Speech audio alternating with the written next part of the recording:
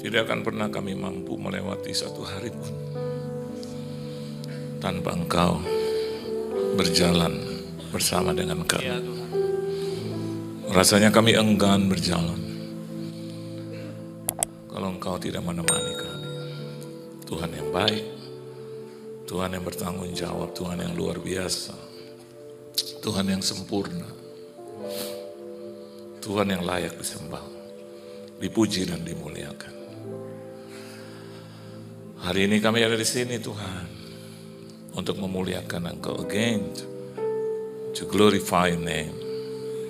Kami akan mendapatkan kekuatan dari firman-Mu, karena sesungguhnya firman-Mu lebih daripada hidup kami. Berfirman Engkau Tuhan, kuasai ruangan ini, bahkan ruangan hati kami yang terdalam. Tegur, hibur, nasihati dan berkati kami, supaya nanti ketika kami keluar dari rumah-Mu ini, kami boleh berjalan dengan kepala tegak, layaknya seorang pemenang di hadapan Tuhan. Di dalam nama Tuhan Yesus Kristus, kami sambut firman-Mu. Haleluya. Amin. Beri tepuk tangan dulu yang meriah buat Tuhan.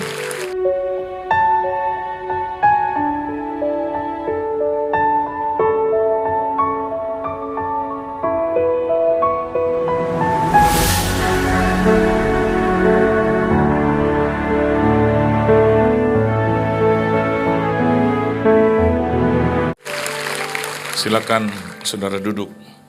Shalom saudara. Kehormatan bagi saya boleh melayani Tuhan dimanapun saya ditempatkan. Hari ini saya bersyukur saya ada di sini. Terima kasih buat Tuhan Yesus Kristus yang mengundang saya. Terima kasih juga buat tuan rumah di sini, gembala, koordinator, seluruh pelayan Tuhan dan jemaat Tuhan yang dikasihi oleh Tuhan. Saudara bersuka cita, amin.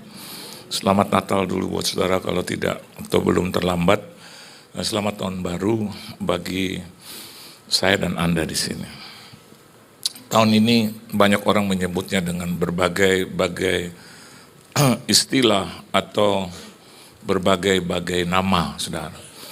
Dan itu adalah sesuatu yang baik. Apalagi kalau hamba-hamba Tuhan. Biasanya mereka menjelang tahun baru, mereka duduk di bawah kaki Tuhan dan bertanya, Lord, what kind of year is this? Atau tahun seperti apa tahun ini? Dan saya juga tidak lepas dari pertanyaan itu, saudara. Sebagai hamba Tuhan, abdi Allah, saya mencoba untuk bertanya kepada Tuhan, karena saya adalah pelayannya dan layak menerima jawaban itu. Dan menjelang tahun baru ketika saya duduk di bawah kakinya, saya menangis untuk itu dan Roh Tuhan menjawab saya. Whether you like or not, whether you believe or not, tapi selama 50 tahun pelayanan saya selalu, tiap tahun saya mendapatkan jawaban itu. Tahun ini saya namai sebagai the challenging years, tahun tantangan. Lalu, saya mencoba untuk memberikan nama yang baik. Tapi Tuhan bilang kepada saya, ini juga baik. Tahun tantangan, tahun yang penuh dengan tantangan. Bu, tahun yang penuh dengan tantangan. Coba Anda lihat dan perhatikan itu. Dan Tuhan memberikan saya satu revelation, satu vision. Lihat, pada saat kita menutup tahun 2025.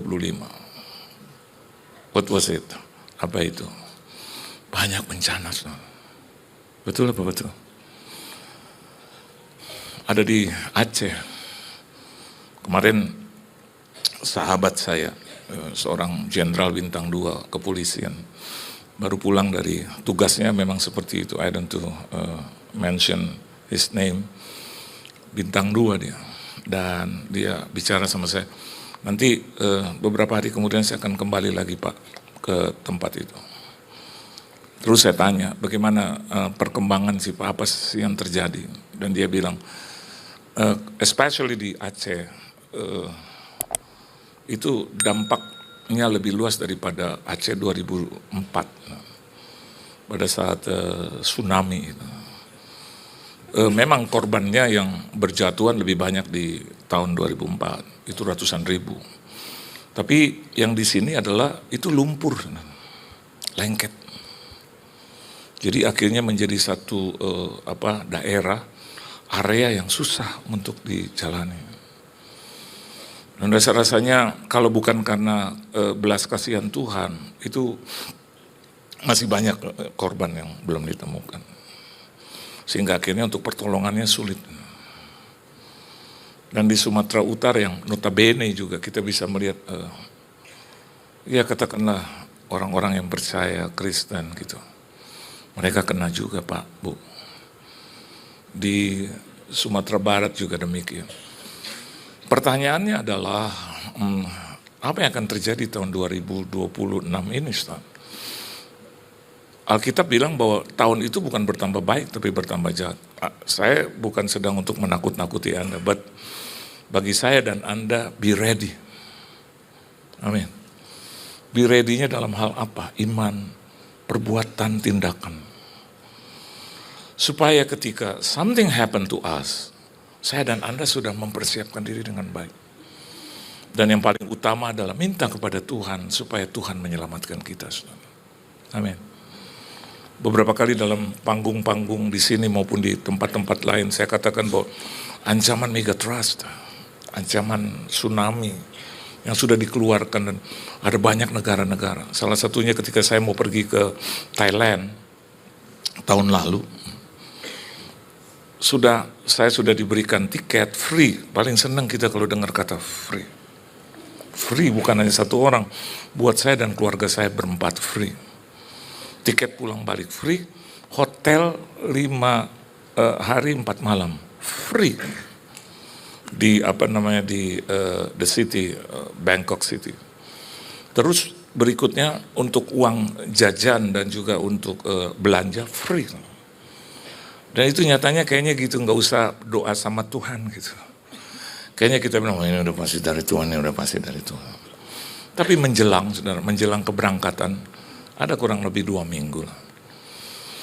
Tiba-tiba saya dapat satu revelation dan saya bilang sama istri dan anak-anak saya, Papa nggak jadi pergi lah. Mereka kaget, mereka selalu bilang, Papa selalu begitu kalau last minute, Papa mau pergi. Tapi Papa lihat dan God told me gitu, untuk menunda. Ya, sudah dibeli semua. Dan kita hubungin orang yang beli. Terus tahu nggak mereka bilang apa? Aduh Ibu, Pak Yohan sama loh. Mau nyatakan sesuatu tapi nggak enak. Kenapa? Gini, kita juga sebetulnya nggak mau pergi, jadi keluarga kalian aja yang pergi, nikmati itu. Kita nggak bisa pergi karena ada proyek yang masuk, yang harus diselesaikan. Tuhan tuh baiknya bukan main. Kalau saya yang cancel dan keluarga saya yang cancel, maka pastilah di orang yang membiayai itu akan, walaupun dia tahu kita hamba Tuhan, begitu dilihat kita shalom Pak, begitu kita jalan, atau diri gitu. Tapi Tuhan meng-cancel itu dengan memberikan satu tanda dan juga berkat. Ada blessing in disguise di situ. Dan mereka dengan sukacita bilang, maaf ya Pak, kami juga berempat nggak bisa pergi. Maaf Bu, maaf. Dalam hati saya, aduh kita yang harus minta maaf. Free, dan itu hilang semua. Untuk 8 orang hilang, hotel dan segala macam. Tadi saya mau kasih Anda gitu. Cuman saya nggak tahu nomor telepon Anda sih. Nah saudara tuh apa yang terjadi? Bangkok dilanda banjir. Saudara. Remember that? Waduh. Dan istri saya dan anak-anak saya, Papa, you are right. Saya bilang, I am not right, God is right. Oleh sebab itu di tahun tantangan seperti ini Pak, saya dan Anda harus siap-siap. Karena di balik tantangan ada berkat. Betul nggak? Ada berkat. Semakin hebat tantangannya, semakin mujizat itu dinyatakan. Amin saudara. Semakin berat itu persoalan dan masalah, di situ kita bisa melihat kasih yang berlimpah-limpah, saudara. Dan kasih itu menutupi pelanggaran. Tuhan loh, yang punya lumpur juga Tuhan. Halo. Yang punya banjir Tuhan, yang punya air Tuhan, yang punya bumi Tuhan. He who created the earth, the world. Masakan saya dan Anda tertimpa dengan kecelakaan itu? No. Dia mengasihi kita seperti anaknya, saudara. Nggak mungkin dia merancangkan yang buruk buat kita. Nggak mungkin di tahun yang berat, tahun yang penuh dengan tantangan, kita terpuruk, dijatuhkan, dan kita berlumuran dengan lumpur. Saya mau katakan buat Anda, no. Orang benar itu akan dilindungi, saudara. Not only orang Kristen, tapi orang benar, the righteous man. Oleh sebab itu mulai belajarlah. Sejak tanggal 11 ini, dekat-dekat dengan Tuhan. Amin, saudara. Apakah Anda melihat bahwa Daud itu tidak punya masalah? Ada. Bahkan Alkitab bilang apa yang dilakukan oleh Daud itu jahat di mata Tuhan. Kalau Anda bilang dosa, Pak, enggak, lebih dari itu, jahat di mata Tuhan. Tadi saya ngobrol dengan sahabat saya yang menemani saya. What is the difference between dosa dan jahat? Ketika Anda tertimpa masalah, Anda diadukan, Anda dipinadakan karena Anda berbuat jahat, bukan dosa. Ada hukum, karena Anda berdosa, maka enggak. Tapi kejahatan demi kejahatan itu, saudara. Dan saya mau katakan buat saudara hari ini, a man after my own heart itu adalah julukan Daud. Bahkan pemuji, penyembah, pencipta lagu yang hebat. Tidak ada yang lebih hebat di muka bumi selain Daud. Tapi Samuel katakan dalam perjanjian lama katakan yang dilakukan oleh Daud itu adalah jahat di mata Tuhan. Artinya dari dosa ke dosa yang lain. Ada perbedaan yang signifikan. For example, Anda memberikan saya pinjaman 500 juta karena saya memintanya. Dan puji Tuhan, saya bilang saya akan bayar itu tanggal 1. Tanggal 1 berlangsung, saya kembali ke Anda dan saya bilang, saya pinjam lagi 300, nanti tanggal 17 saya ganti. Anda memberikannya lagi. Dan saya dapat itu 800, saya janji tanggal 17. 17 berlalu, saya hubungin Anda lagi, saya bilang, Pak, lengkapi aja Bu, 200 lagi supaya pas 1 miliar. Dan Anda masih memberikannya juga, saudara. Nah, satu hari, Anda telepon saya, dia bilang, Pak Yohan, Pak Pendeta begini, saya akan lupakan itu pinjaman, gak usah bayar Pak, itu for free. Saya mau katakan itu kebaikan buat saya, saudara. Amin, saudara. Tapi ada orang tiba-tiba mendengar bahwa saya punya utang 1 miliar kepada Anda. Dan dia tanya, Anda dikasih 1 miliar, terus saya bilang, enggak. Terus Anda bertanya lagi, loh, bukannya dia kasih 1 miliar terus dia memberikan, membebaskan. Enggak, bala dia, nagih terus. Saya mau katakan udah bukan dosa lagi, jahat itu. Amin, sana. Jahat. Coba, let you think first.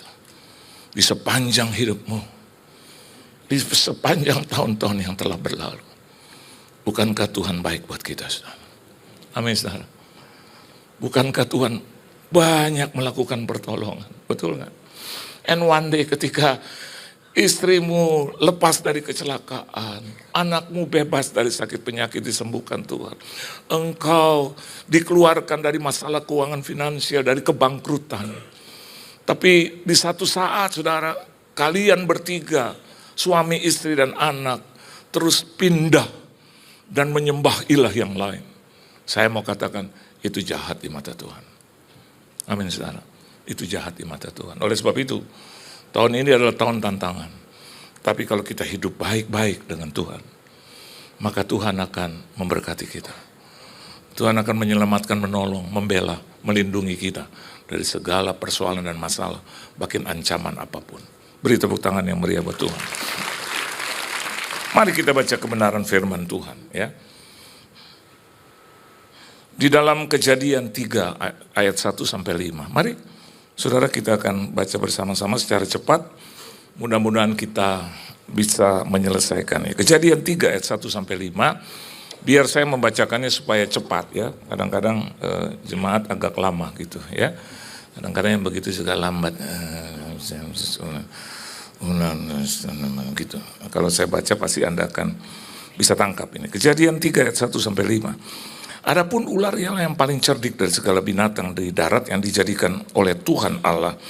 Ular itu berkata kepada perempuan itu, tentulah Allah berfirman, semua pohon dalam taman ini jangan kamu makan buahnya, bukan? Lalu sahut perempuan itu kepada ular itu, buah pohon-pohonan dalam taman ini boleh kami makan.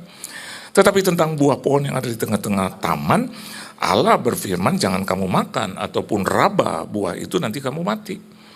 Tetapi ular itu berkata kepada perempuan itu, sekali-kali kamu tidak akan mati. Tetapi Allah mengetahui bahwa pada waktu kamu makannya, matamu akan terbuka, dan kamu akan menjadi seperti Allah, tahu tentang yang baik dan yang jahat. Anda perhatikan dengan baik. Ini juga akan terjadi di tahun 2026. Iblis dengan siasat buruknya itu akan mencoba bukan hanya menjatuhkan kita, tapi membinasakan dan membuat kita terpuruk. Dan itu sudah terjadi pada saat kali pertama terhadap manusia pertama. Dan kalau kita lihat bagaimana cerita ini terjadi, maka saya memberikan tema yaitu kuat dalam bertahan. Kita akan diserang, pasti kita akan diserang. Rumah tangga, keluarga pasti akan diserang. Saya pernah cerita di sini ada suami istri datang kepada saya dan mau bercerai. Dan dia datang setengah 11 malam sudah berjumpa dengan saya. Dan waktu saya mau cuci tangan karena mereka sudah masuk ke rumah saya, terus saya tanya, Tuhan, apa yang akan terjadi Tuhan? Aduh, apakah saya bisa melewatinya untuk mempersatukan mereka lagi? Dan Roh Tuhan bilang sama saya waktu saya cuci tangan, mereka tidak akan bercerai. Terus saya bilang, kenapa Tuhan? Karena mereka datang kepadamu bukan ke kantor urusan agama. Setuju nggak? Kenapa mereka datang ke saya? Untuk supaya diselesaikan dan tetap tidak bercerai. Kalau Anda tanya apakah suaminya yang salah, apakah istrinya yang salah, iblis dia yang jahat. Dia mencoba menghancurkan kita. Para suami di tempat ini, para istri, para orang tua, para anak, bahkan para lelaki dan wanita di tempat ini. Biarlah kita kuat dalam bertahan. Kita tahu kok, ada contoh yang bagus di sini. Tuhan sudah memberitahukan kepada kita. Bahkan Yesus itu sebagai contoh pemenang dalam hidup kita. Kalau dia sudah menang, kita dikatakan lebih daripada pemenang. Karena Yesus yang menggantikan kita, dia berperang terlebih dahulu sebelum saya dan Anda masuk dalam peperangan itu. Nah, bagaimana kita bisa kuat dalam bertahan, dalam hal apa kita kuat dalam bertahan? Coba kita lihat di dalam Kejadian 3 ayat yang pertama ya. Alkitab bilang begini, saudara ya. Adapun ular ialah yang paling cerdik dari segala binatang di darat yang dijadikan oleh Tuhan Allah. Ini ular representasi daripada iblis. Iblis itu cerdik. Without God, without Jesus, kita akan terpuruk, kita akan jatuh. Karena dia cerdik. Dia sangat cerdik. You know why? Ada lebih iblis dari kita, yaitu dia punya pengalaman lebih hebat dari kita. Sebelum saya dan Anda hidup, dia sudah hidup. Halo. Dia udah menghadapi orang-orang besar di dalam Alkitab. Termasuk tuh Samson, ya kan? Termasuk orang-orang yang jatuh, saudara. Dan Anda bisa melihat bagaimana cerdiknya itu iblis, kuasa kegelapan. Sampai hari ini saya tidak pernah bilang bahwa musuh saya adalah istri saya atau orang lain atau anak-anak saya. No, saya juga tidak bilang bahwa musuh saya adalah diri saya sendiri. Saya, according to the Bible, musuh kita adalah musuh terbesar tetap iblis. Amin. Bagaimana mungkin saya dan Anda bisa membenci dan melawan diri kita sendiri karena itu adalah musuh kita? Enggak mungkin. Tuhan menciptakan kita segambar, ya, serupa dengan Tuhan. Enggak mungkin bahwa saya memiliki musuh adalah diri saya sendiri. Yang benar adalah musuh kita adalah iblis itu sendiri. Dia mengambil rupa sedemikian rupa. Untuk apa? Untuk membinasakan, menjatuhkan kita. Oleh sebab itu bagaimana kita dalam hal apa kita bisa bertahan? Efesus 6 ayat 10 katakan begini, akhirnya hendaklah kamu kuat di dalam Tuhan, kuat dalam Tuhan, di dalam kekuatan kuasanya. Kuat dalam Tuhan. Bagaimana kita bisa kuat dalam Tuhan? Dekat dengan Tuhan. Hanya dekat Allah saja, aku tenang. Walaupun ada musibah, persoalan apapun, asal kita kuat dalam Tuhan, dekat dengan Tuhan, kita akan menjadi orang-orang yang menang. Dan bagaimana hal itu bisa terjadi? Kita bisa kuat dalam bertahan. Maka yang pertama, Kejadian 3 ayat 1 katakan, adapun ular ialah yang paling cerdik dari segala binatang di darat yang dijadikan oleh Tuhan Allah. Ular itu berkata kepada perempuan itu, tentulah. Dimulai dengan kata itu. Ada di belakang Anda? Tentulah. Terus dilanjutkan, tentulah Allah berfirman, semua pohon dalam taman ini jangan kamu makan buahnya. Bukan, iblis tahu, dia nggak goblok. Dia tahu apa yang dikatakan Tuhan. Oleh sebab itu Hawa terus mengklarifikasi. Alkitab katakan bahwa lalu saat perempuan itu pada ular itu, buah pohon-pohon dalam taman ini boleh kami makan, bukan semuanya nggak boleh, boleh. Iblis cari celah, dia pancing itu. Rumah tangga yang udah begitu baik, menikah di altar yang baik, dikuduskan, disucikan. Bukankah itu rencana Tuhan yang indah, saudara? Halo? Tapi kenapa kok tiba-tiba di pertengahan jalan rumah tangga yang begitu baik, indah, suci, kudus, itu bisa berantakan hanya dalam 1 hari. Bahkan hanya dalam 1 jam, bahkan hanya dalam 5 menit. Saudara. Kenapa demikian? Peran iblis itu. Dia pancing sedemikian rupa. Dia buat saya dan Anda seolah-olah gitu. Bahwa Tuhan setuju. Firman Tuhan gak begitu, saudara. Anda lihat sekarang, pertentangan di satu gereja dan gereja yang lain. Anda lihat, di dalam satu denominasi dan denominasi yang lain. Bukan ajarannya yang salah, saudara. Tetapi seringkali karena iblis itu yang masuk di dalamnya. Dan saya mau katakan buat Anda, bahwa penghakiman itu Alkitab katakan dimulai dari rumah Tuhan. Dari orang-orang yang tahu, mengerti. Kalau saya dan Anda sudah tahu dan mengerti, double itu, saudara. Kita akan dituntut double. Oleh sebab itu ketika saya dan Anda beribadah kepada Tuhan, itu pastikan bahwa kuasa gelap ada di dalam hidup kita. Roh jahat, iblis, sakit, penyakit, segala apapun yang ingin mencobai kita, bahkan di dalam gereja sekalipun. Jangan Anda berpikir bahwa iblis itu ada di kuburan. Kuburan aja udah tempat pacaran sekarang, saudara. Betul nggak? Saya pernah jalan malam-malam dengan istri lewatin kuburan. Karena rumah kita, mobil kita diparkir melewati kuburan. Karena nggak ada jalan lain tuh becek. Jadi saya lewat situ. Begitu saya lewat, saya juga orangnya kan suka periksa-periksa, suka jaga-jaga hati gitu. Dalam nama Yesus, dalam. Udah gelap 11:30, darah Yesus, dalam nama Yesus. Oh, Tuhan, aku nggak mau lihat setan, nggak mau. Tiba-tiba saya ngomong gitu. Serius. Waduh. Saya jalan terus, darah Yesus, darah. Makin banyak. Begitu hampir mau di pojokan gitu. Tiba-tiba ada beberapa orang berdiri, bayangan berdiri. Saya tambah kasih dalam nama Yesus. Ternyata orang pacaran. Om, tante, maaf ganggu. Saya bilang udah sangat mengganggu saya. Kenapa? Lo buat hati jantung gue itu deg-degan. Terus saya bilang sama istri, gila ya mah. Di tempat yang paling serem sekalipun. Itu nggak serem lagi, saudara. Ya. Dulu waktu saya tinggal di Ciputat, ya,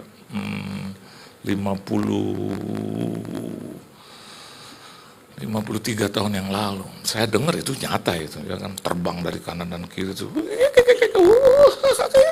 Waduh, itu gelapnya minta ampun. Ciputat 53 tahun yang lalu seperti apa. Dan terbang dari satu tempat. Tuhan. Saya pikir terjadi itu di kuburan, ternyata enggak lagi. Itu cuma pengikutnya aja. Ya. Dan saya mau katakan buat Anda, bagaimana kita bisa kuat dalam bertahan? Alkitab katakan bahwa iblis itu melakukan penipuan. Iblis itu melakukan muslihat. Nggak apa-apa selingkuh. Istrimu kurang baik.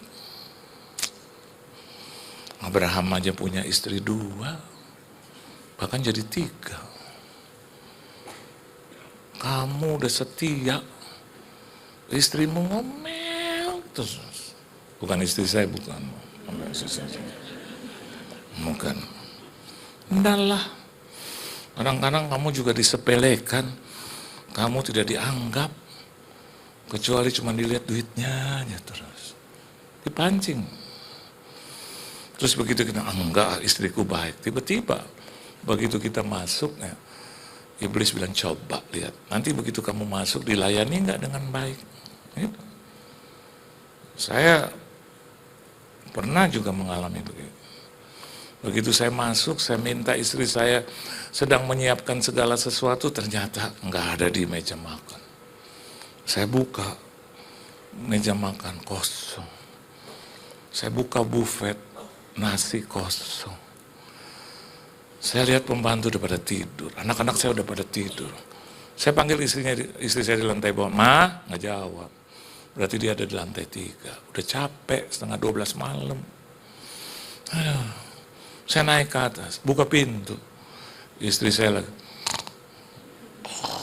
Ada suara bilang, betul kan kataku? Bener kan? Harusnya kan dia tunggu. Tapi dia tipu lagi. Iya, sebetulnya sih dia capek. Tapi dia balas lagi. Ya tapi secapek-capeknya dia. Itu udah sampai di otak. Terus saya panggil dia, Ma, nggak jawab. Ma, nggak jawab. Oi, Ma, baru. Terus, kamu udah pulang? Saya bilang, ini gue udah pulang. Lo pikir gue iblis? Nih gue udah pulang. Terus dia bilang, Terus saya tanya, kok makanan nggak ada? Ya, aku pikir kamu udah jam 11 nggak pulang, jadi ya udah dimakan semua sama pembantu. Tapi kan aku suami kamu. Iya, tapi aku pikir kamu udah nangis. Aku pikir kan kamu udah makan di luar, Sa. Itu kan bukan salah aku. Si iblisnya ngomong lagi sama saya, biasa, pasti senjatanya nangis, biasa begitu nangis. Ayo kita ke bawah kalau begitu. Dia bilang, yuk aku bikinin kamu telur, aku bikinin nasi goreng, mau? Turun ke bawah, saya bilang, I try you on this. Begitu dia turun, dia buka, nasinya nggak ada. Kan I told you, nggak ada. Terus dia buka, ya Pak, Indominya juga habis. Kan I told you. Terus buka telur, ya memang begitulah. Orang di sini, keluarga kita kalau makan Indomie sama telur, iya memang begitu. Terus pertanyaannya gimana? Mau bikin nasi kosong gitu, digoreng-goreng, namanya nasi kosong tuh. Terus diliatin saya, kamu jangan salin aku terus. Mulai 5 menit aja. Ya kalau nggak kita ke bawah, kan kita tinggal di atas nih Pak. Yuk kita ke bawah, aduh di bawah. Sopir udah pulang, saya nggak bisa setir, dia nggak bisa setir, jalan kaki masuk lewat sini, lift, turun ke bawah udah gelap semua, hanya cuman buat makan 5 menit, bolak balik, mulai itu iblis, dan dia menipu dengan tipu muslihat. Dan waktu saya mau marah, maka datanglah firman Tuhan kepadaku, you ask her. Udah, jangan lihat hari ini. Dia banyak berkorban buat kamu. Waduh, goyang Adam. Lihat Eva. Terus dia naik ke atas. Aku selalu salah. Di hadapan kamu aku selalu salah. Lihatin, iblisnya masuk lagi. Itu begitu tuh, bini lo tuh begitu. Karena dia tahu, lo nggak tahan kalau dia nangis. Saudara, muka berubah sudah. Saudara tahu Joker? Kayak begitu.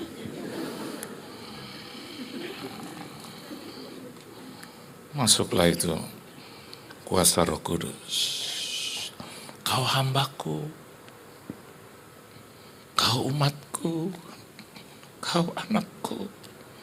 Come on. Kuat dalam bertahan. Kalau kau teruskan perceraian terjadi, apa kata dunia? GSJS bilang apa? Itu pendeta. Itu padahal saya di rumah saya. Anda di rumah dengar saya cerai, saudara. Itu ludah Anda bisa nyampil. Dan apa yang terjadi? Banyak orang kamu. Gua nggak percaya sama pendeta, gua nggak akan percaya lagi sama gereja. Setan semua. Tuh pendetanya ngomong tentang perpuluhan, ngomong tentang korban, ujung-ujungnya juga dia minta diberkati, ujung-ujungnya juga dia minta uang dari kita. Enggak. Tapi itulah fakta itu, kenyataannya itu. Diserang kita habis-habisan. Bahkan Anda lihat sendiri sekarang di media sosial, satu gereja dengan gereja yang lain. Aneh ya, padahal musuh kita iblis, bukan gereja loh. Halo? Gereja nggak tepuk tangan, dimarahin, diomelin. Gereja tepuk tangan dibilang berisik. Aneh tuh, selalu ada lagu di situ. Giliran lagu-lagu yang baik, yang memuliakan Tuhan nggak mau nyanyi. Tapi begitu yang dunia mau nyanyi. Bagus tuh lagu dunia. Lihat nona makin gagah, makin kakak jadi suka. Ya, terus lihat nona dia makin gagah. Waduh, kalau yang begitu tak bola balik bisa. Tapi untuk lagu Tuhan, tadi lagu apa itu firmannya itu? Mana si Niko? Mas Niko, mana Mas Niko? Saya lupa lagunya tadi apa. Oh, saya aja yang lain. Ku pandang wajahmu dan berseru. Itu kan klimaks, Pak, Bu. Klimaks itu lagu. Saya aja nangis. Rasa Tuhan itu orang bisa ngencing. Jalan. Lagi pujian itu bisa. Permisi. Kesian yang lagi pujian penyembahan. Ku pandang wajah. Permisi, silakan. Dua-duanya dosa gitu.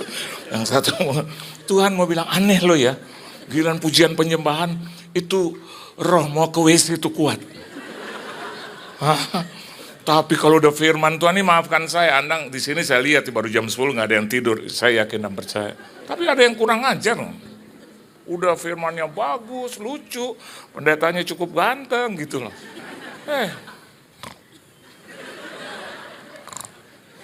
Saya lihat kayak itu tuh, macan tutul kan. Nggak puas tidur gitu. Padahal kemarin malam minggu loh. Terus alasannya gini, hujan Pak, hujan disalahin.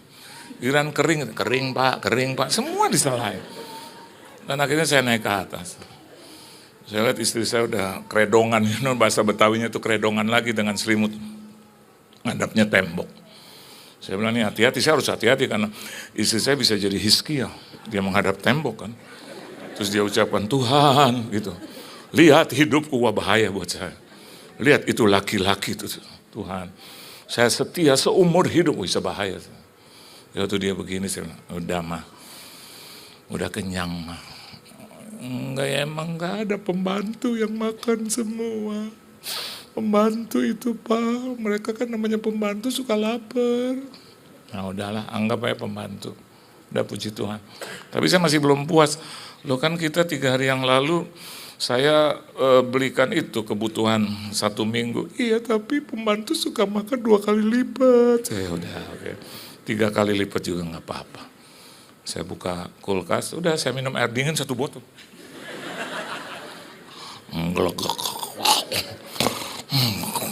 Di sini bunyi. Ampuni aku Tuhan dalam nama Yesus. Begitu selesai Tuhan bilang mandi. Saya mandi air dingin. Dalam nama Yesus, ada kemenangan walau lapar.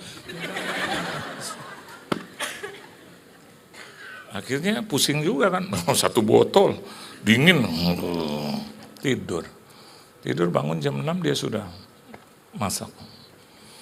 Saya bilang, thank God, ternyata kalau kita mau kuat bertahan, tipu muslihat iblis gak mampu menjatuhkan kita. Beri tepuk tangan yang meriah buat Tuhan. Satu lagi lah, saya tutup ya. Coba kita lihat berikut di dalam Kejadian 3 ayat yang 4, saya tutup firman Tuhan. Baca sama-sama, 1, 2, dan 3. Tetapi ular itu berkata kepada perempuan itu, sekali-kali kamu tidak akan mati. Padahal Tuhan bilang, kamu akan mati kalau kau makan buah itu. Tapi iblis di tengah bilang, sekali-kali kau tidak akan mati. Ini hal yang kedua itu bicara tentang pecah belah. Alkitab bilang 2 jadi 1, tapi kata iblis bilang 2, tetap 2. Tuhan bilang 1. Saya dengan istri saya nggak pernah sampai hari ini bilang, Ma, nanti kalau kita terjadi apa-apa ya, sekarang kita ke itu yuk, ke notaris ya, untuk gono gini.